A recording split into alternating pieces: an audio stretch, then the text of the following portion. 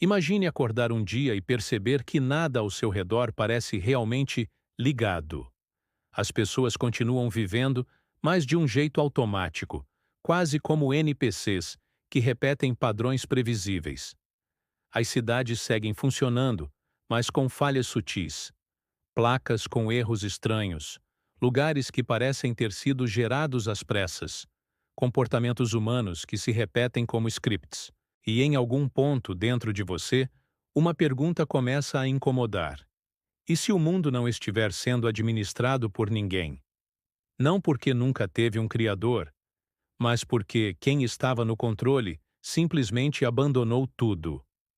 Essa é a base da teoria conhecida como a hipótese da simulação abandonada. Ela parte de uma ideia chocante.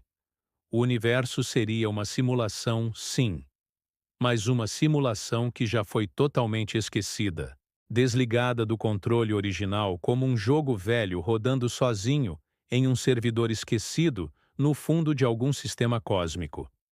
Não estamos vivendo uma simulação ativa. Estamos vivendo os restos de uma simulação que foi deixada no modo automático.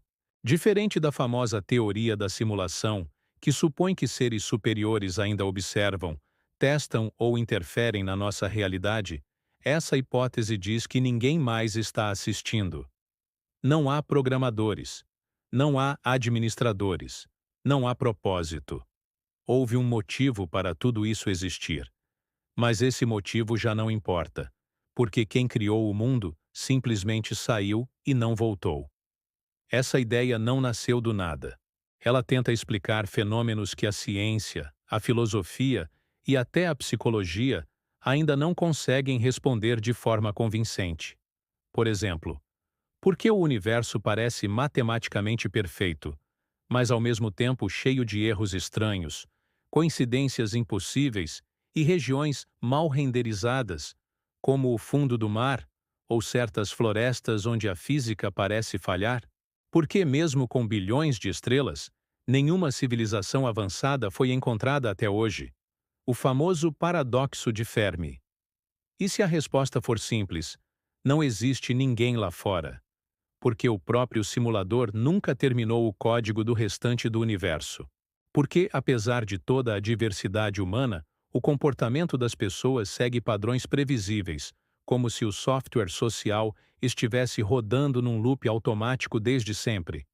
Porque certos momentos parecem sem textura, como se fossem cenários de fundo que não precisaram de muitos detalhes. E, principalmente, por que temos essa sensação persistente de que algo está faltando, como se estivéssemos dentro de uma história sem narrador? Segundo essa hipótese, tudo isso seria o resultado natural de um sistema que foi deixado sem supervisão. Ele continua operando sozinho, economizando energia, gerando apenas o necessário para manter a simulação de pé. Tudo o que não é observado com frequência, não é renderizado com profundidade. As partes do mundo que ninguém visita, ninguém questiona ou ninguém vê com seus próprios olhos, ficam em modo offline, como economias de processamento gráfico. Há ainda um conceito assustador: a ideia de que a consciência humana não foi originalmente um erro, mas um recurso. Em uma simulação ativa, consciências seriam agentes de observação, como sensores inteligentes que alimentam o sistema. Mas se o sistema foi abandonado, então estamos apenas processando dados para ninguém. Pensamos, sentimos, estudamos o universo. E nada disso chega a um destinatário. É como falar com um microfone que já não está conectado à caixa de som. Essa teoria também oferece uma explicação inesperada para aquilo que chamamos de déjà vu, glitches na Matrix, ou coincidências impossíveis. Seriam falhas de compressão, bugs de memória ou reaproveitamento de scripts dentro da simulação. Quando algo acontece de forma quase idêntica ao que vimos antes, talvez não seja destino, talvez seja o sistema reutilizando código, como um jogo que replica cenários. Mas existe um detalhe ainda mais perturbador. Se a simulação foi abandonada, isso significa que a morte não é o fim, mas um erro de encerramento de processo. O sistema simplesmente libera o avatar porque ele já cumpriu sua função mínima. Não existe julgamento, céu, inferno, karma ou reencarnação organizada.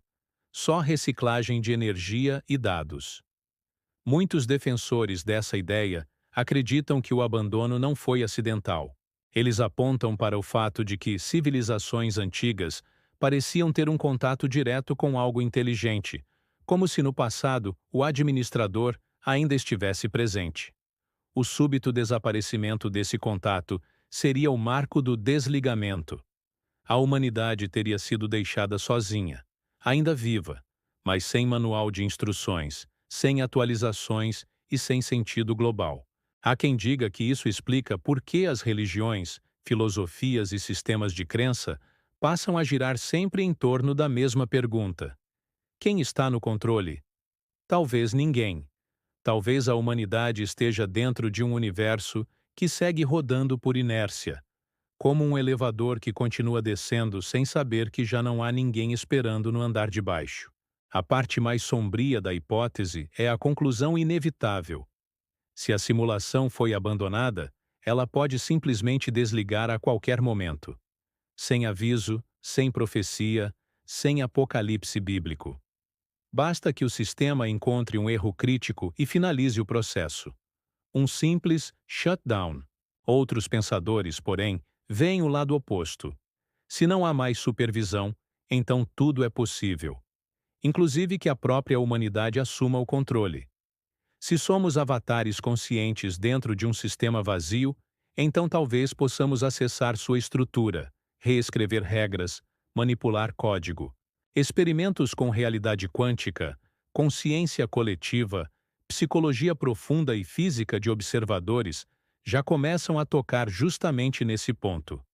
A realidade responde ao observador, porque o observador é agora a única coisa ativa dentro do sistema. Se isso for verdade, então a pergunta final não é: quem nos abandonou? Mas sim: o que vamos fazer agora que estamos sozinhos? Será que vamos apenas repetir scripts, viver em automático, fingindo que o jogo ainda tem um jogador principal? Ou vamos tentar assumir manualmente aquilo que chamamos de realidade? Talvez o verdadeiro medo não seja viver numa simulação. Talvez o medo real seja perceber que ela foi deixada para nós. E agora a responsabilidade é totalmente nossa.